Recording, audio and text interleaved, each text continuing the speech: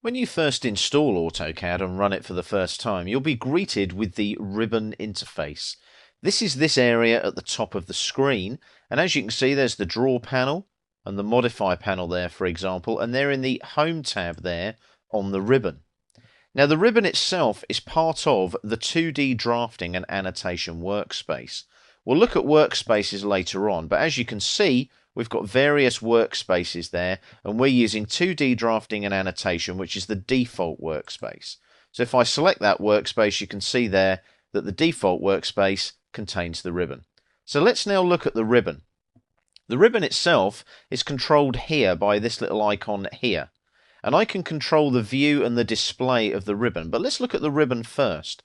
Basically, the ribbon is a group of panels, as you can see. I'm moving along the panels there and highlighting them as I go. And the ones that are minimized there, the panels that are minimized because of my screen resolution, if I hover over them, you can see there they appear on the screen. So that's your ribbon interface. Now, let's have a look at how it works. If I click on a tab here, let's say the Insert tab, it takes me to a different group of panels on the ribbon interface, as you can see there. Now, let's go back to the Home tab there, and let's look at this little icon here and click on the flyout. I can minimize just to tabs if I want to, like so. So now it just shows me the tabs on the screen, and when I click on a tab, it shows me the commands for that tab. If I move away, you'll see that the ribbon then disappears. If I click here again, like so, let's minimize just to panel titles. You can see there that I then get the Draw panel, the Modify panel, and so on, giving me a bit more screen real estate. If I go back down again and minimize to panel buttons, you can see now that I've got buttons. So if I hover over Draw there, you can see a slightly different display. So there's lots of different ways of displaying the ribbon. Now, if I click here to show the full ribbon, that will actually show the full ribbon again and take me back to where I started from. Now, there's one more thing about the ribbon that is very, very cool. And if you've got a large screen resolution, which I don't have in this particular case, what you can do is you can click on this grey bar here, this dark grey bar, click and drag, and you can actually, if you want to, move the ribbon. Now, you'll notice it hasn't moved yet when I've clicked and dragged. Why is that?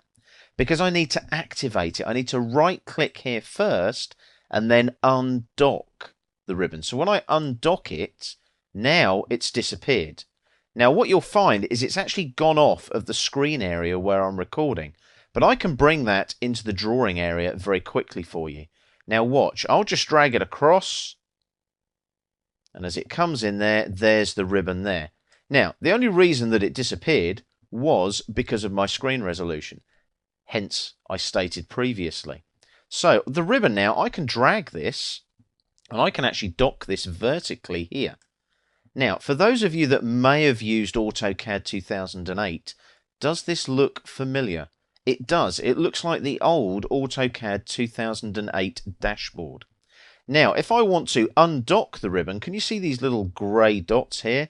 I click and I drag, and as I move it around, can you see I'm moving the ribbon around?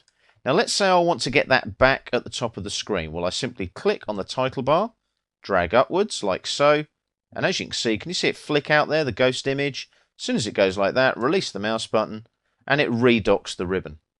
So as you can see, the ribbon is a very versatile interface, allowing you to move it around, work with your screen resolution, and bring it back on the screen, or just dock it again, as I've done at the top of the screen like so.